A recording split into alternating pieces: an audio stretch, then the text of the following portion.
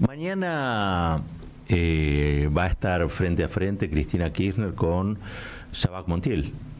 Mañana es una audiencia más del juicio oral y público que se lleva adelante por el intento de magnicidio de la expresidenta, ¿no? Por supuesto esto viene amañado porque hay desde ya un ambiente, un clima alrededor de lo ocurrido con Alberto Fernández y Fabiola Yáñez, que hace que este juicio, que ya de por sí está siendo bastante invisibilizado, bueno, quede opacado. Digo, la visita de en este caso la víctima, quede opacada,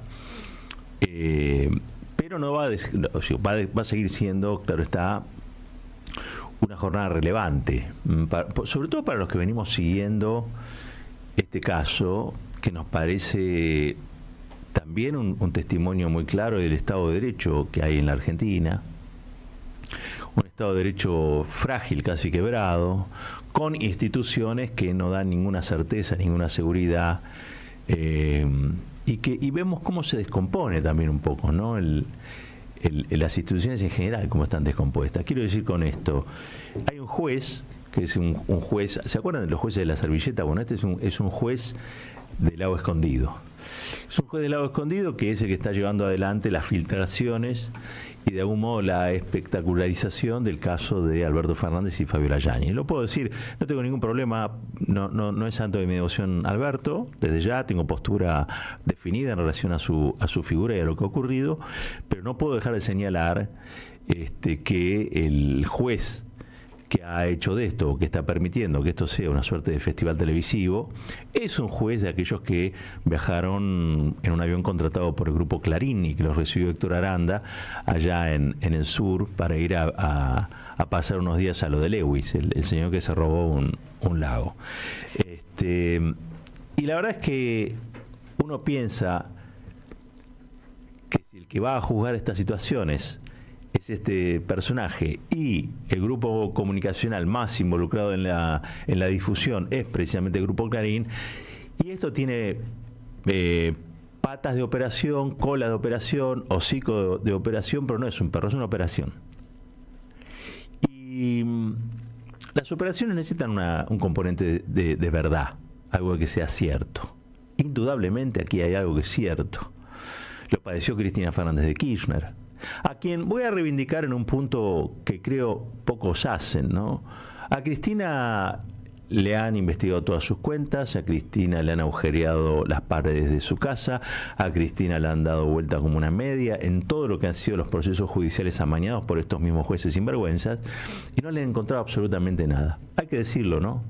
Se decía que la familia presidencial, tal cosa, la otra, la ex familia presidencial, y sin embargo ha sido en ese caso y durante todos los años en los que estuvieron allí en la Quinta de Olivo, un modelo de cómo debe comportarse republicanamente una familia presidencial, alguien que en ese momento está mandatado por el voto popular para gobernar. No ha habido escándalos, no ha habido fiestas, no ha habido bailes con damajuanas en la cabeza, no ha habido el ingreso subrepticio de mujeres a los diversos lugares de la Quinta, no ha habido. Lo quiero decir porque la verdad es que yo creo que también la cuestión moral cumple un papel en estos asuntos. Desgraciadamente, el caso o el derrotero que ha llevado Alberto Fernández nos lleva a muchos ahora a descubrir, a muchos y a muchas a descubrir que Alberto Fernández quizá no estaba en condiciones de ser el candidato del Frente de Todos, pero fue el candidato del Frente de Todos y fue el presidente de todos y de todas, ¿no? Porque al fin y al cabo llegó allí ungido por la voluntad popular. Inmensa generosidad de Cristina Fernández de Kirchner, a quien yo considero que es la persona a la que hoy en este juicio se intenta revictimizar. Es decir, ya no es la víctima del intento de magnicidio, sino que ella sería como la víctima. Ella se la buscó, ¿no? Un poco lo que se plantea también en estas situaciones de violencia de género. Me parece que Cristina, en todo el proceso en el que gobernó Alberto Fernández, se recluyó en el Senado. Muchas veces le dijo a propios extraños que el Senado era como un sarcófago para ella. cumplió institucionalmente con el mandato, públicamente reclamó correcciones al rumbo del gobierno, que era un desastre, digámoslo, un desastre. Un gobierno peronista que a los trabajadores y a las trabajadoras les hundió el salario y los puso por debajo de la línea de pobreza. Un desastre. Y Cristina levantó la voz. Y levantó la voz para que Alberto Fernández no se la llevara puesta, porque Alberto Fernández probablemente hoy sea víctima de una operación porque en su torpeza no llevó adelante o no logró consumar cuál era el objetivo del Grupo Clarín y de Comodoro Pi: enterrar al kirchnerismo, terminar con el kirchnerismo. Lo dijo más de una vez en las entrevistas, en esas falsas entrevistas que eran medio off y medio on. Alberto dijo que al menos él se iba a llevar puesto al kirchnerismo, que era su contribución a la democracia republicana, porque el kirchnerismo le había hecho mucho daño. No es así. El que le hizo mucho daño al país fue Alberto Fernández. Y sus ministros, algunos de ellos en el área económica, apuntando o apuntalando o intentando apuntalar un modelo que finalmente terminó entregando su norte al Fondo Monetario Internacional en una renegociación que lo puso en condiciones de un acuerdo impagable, ¿no? No pudo resolver el problema que dejó Mauricio Macri y lo agravó. Me parece a mí que muchos debieran hacerse cargo, no del personaje y de sus situaciones como las que estamos describiendo, sí de una escena en la que Cristina Fernández de Kirchner no fue la victimaria, como muchos han dicho o hacen decir, porque poner plata para que digan otros también es una forma de hacer decir, sobre la expresidenta, que va a estar allí, mañana sentada allí en Comodoro Pi, una zona que la ha visto a ella varias veces allí, ¿no? Ha sido convocada, y en este caso ha sido convocada y también le han armado alrededor una operación, porque va a estar convocada a la misma hora, entiendo, Patricia Bullrich, la única dirigente política de la Argentina que no repudió el atentado o el intento de asesinato de Cristina.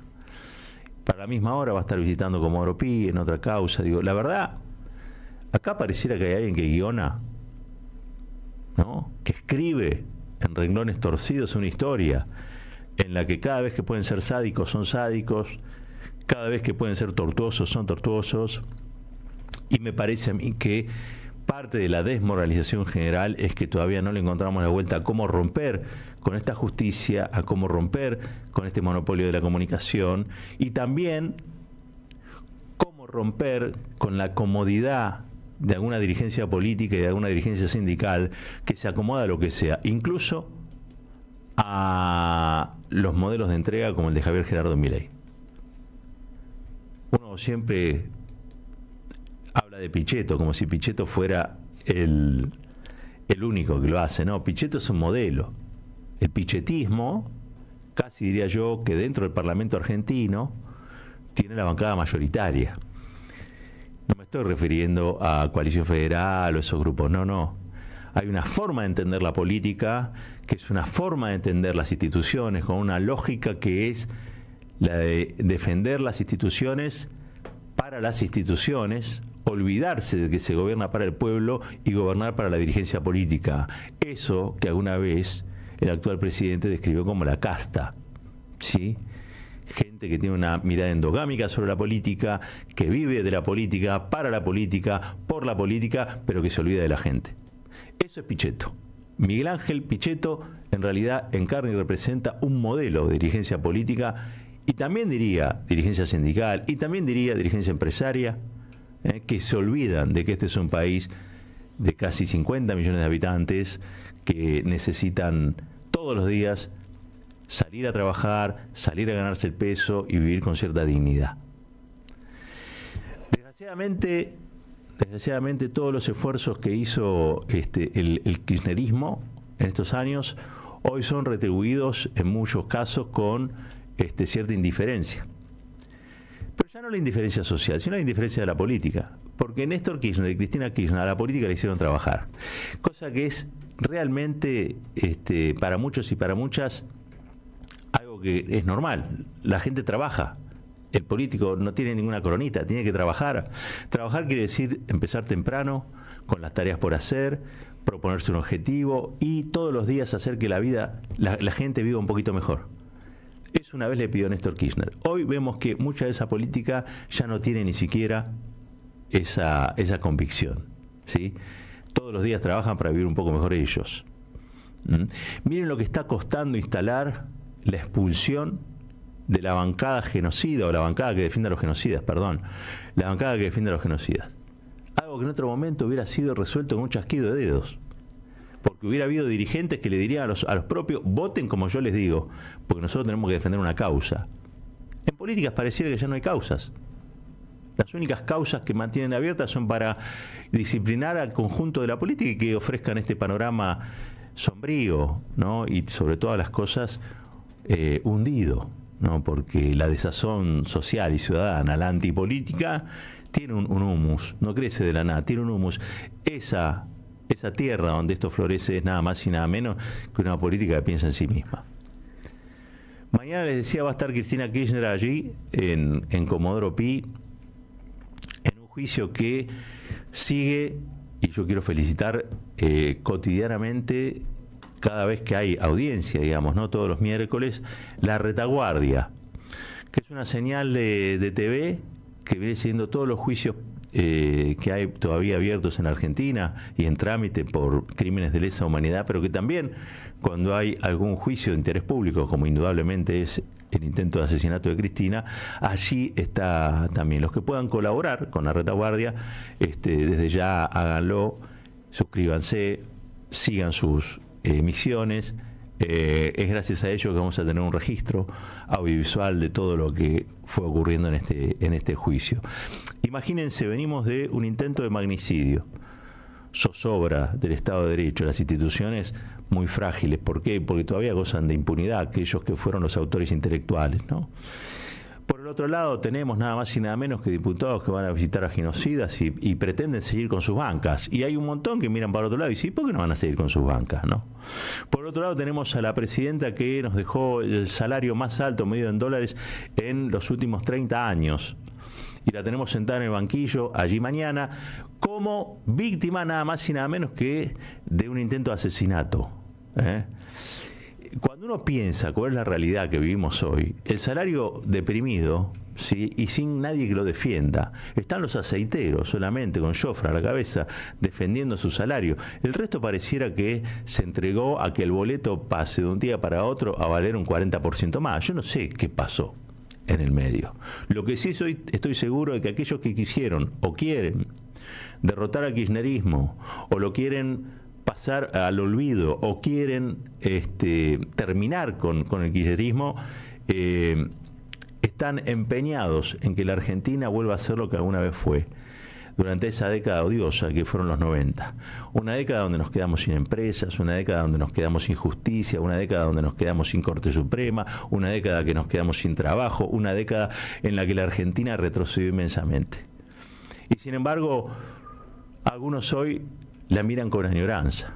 Vaya a saber, ¿no? ¿Por qué?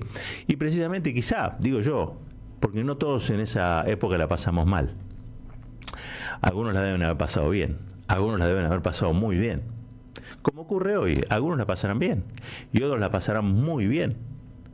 Pero hay un proyecto político que yo creo que es el que es necesario reivindicar, que ha trabajado para que todos la pasen mejor. Y la verdad es que durante esos años felices a la Argentina le fue mejor en su conjunto. Ganaron los empresarios, ganaron los trabajadores, ganaron las pequeñas y medianas empresas, ganaron la gente que hace cine, ganaron la gente que quiere desarrollar científicamente un producto, ganaron prácticamente todos.